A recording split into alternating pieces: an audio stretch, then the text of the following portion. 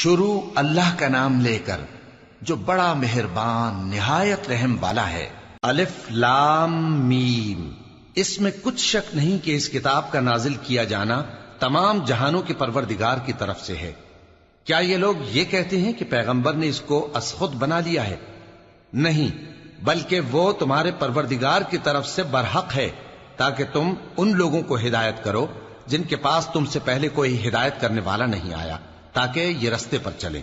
اللہ ہی تو ہے جس نے آسمانوں اور زمین کو اور جو چیزیں ان دونوں میں ہیں سب کو 6 دن میں پیدا کیا، پھر عرش پر جلوہ افروز ہوا۔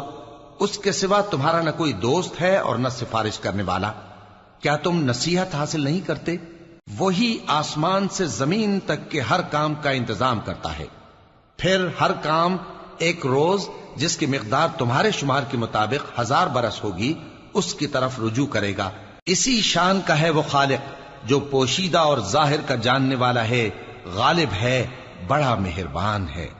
وہی جس نے ہر چیز کو بہت اچھی طرح بنایا، یعنی اس کو پیدا کیا اور انسان کی پیدائش کو مٹی سے شروع کیا، پھر اس کی نسل ایک قسم کے خلاصے سے یعنی حقیر پانی سے بنائی، پھر اس کو درست کیا، پھر اس میں اپنی طرف سے روح پھونکی اور تمہارے کان اور آنکھیں اور دل بنائے، مگر تم بہت کم شکر کرتے ہو۔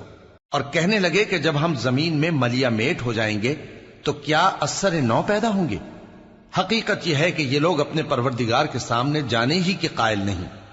کہہ دو کہ موت کا فرشتہ جو تم پر مقرر کیا گیا ہے تمہاری روحیں قبض کر لیتا ہے، پھر تم اپنے پروردگار کی طرف لوٹائے جاؤ گے، اور تم تعجب کرو جب دیکھو کہ گناہگار اپنے پروردگار کے سامنے سر جھکائے ہوں گے اور کہیں گے کہ اے ہمارے پروردگار، ہم نے دیکھ لیا اور سن لیا، تو ہم کو دنیا میں واپس بھیج دے کہ نیک عمل کریں، بے شک ہم یقین کرنے والے ہیں۔ اور اگر ہم چاہتے تو ہر شخص کو ہدایت دے دیتے، لیکن میری طرف سے یہ بات قرار پا چکی ہے کہ میں دوزخ کو جنوں اور انسانوں سب سے بھر دوں گا، سو اب آگ کے مزے چکھو، اس لیے کہ تم نے اس دن کے آنے کو بھلا رکھا تھا۔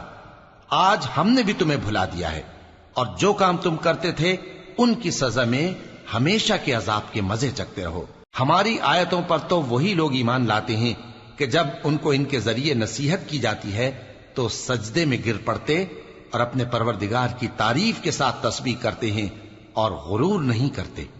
ان کے پہلو بچھونوں سے الگ رہتے ہیں، اس حال میں کہ وہ اپنے پروردگار کو خوف اور امید سے پکارتے اور جو کچھ ہم نے ان کو دیا ہے اس میں سے خرچ کرتے ہیں۔ سو کوئی شخص نہیں جانتا کہ ان کے لیے کیسی آنکھوں کی ٹھنڈک چھپا کر رکھی گئی ہے، یہ ان اعمال کا صلہ ہے جو وہ کرتے تھے۔ بھلا جو مومن ہو وہ اس شخص کی طرح ہو سکتا ہے جو نافرمان ہو؟ دونوں برابر نہیں ہو سکتے۔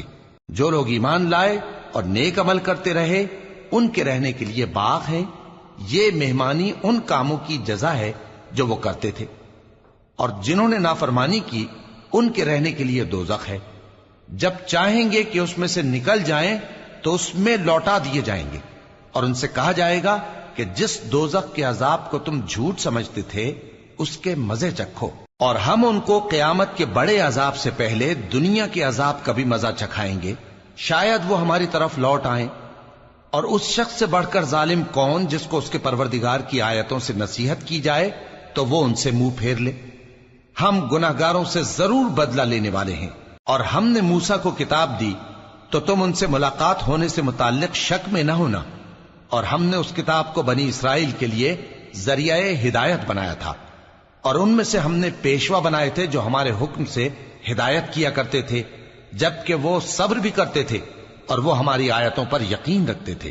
بلا شبہ تمہارا پروردگار ہی ان میں جن باتوں میں وہ اختلاف کرتے تھے قیامت کے روز فیصلہ کر دے گا۔ کیا ان کو اس امر سے ہدایت نہ ہوئی کہ ہم نے ان سے پہلے بہت سی امتوں کو جن کے رہنے کے مقامات میں یہ لوگ چلتے پھرتے ہیں ہلاک کر دیا؟ بے شک اس میں نشانیاں ہیں، تو یہ سنتے کیوں نہیں؟ کیا انہوں نے نہیں دیکھا کہ ہم بنجر زمین کی طرف پانی رواں کرتے ہیں، پھر اس سے کھیتی پیدا کرتے ہیں جس میں سے ان کے چوپائے بھی کھاتے ہیں اور یہ خود بھی کھاتے ہیں؟ تو یہ دیکھتے کیوں نہیں؟ اور کہتے ہیں اگر تم سچے ہو تو یہ فیصلہ کب ہوگا؟ کہہ دو کہ فیصلے کے دن کافروں کو ان کا ایمان لانا کچھ بھی فائدہ نہ دے گا اور نہ ان کو مہلت دی جائے گی، تو ان سے منہ پھیر لو اور انتظار کرو، یہ بھی انتظار کر رہے ہیں۔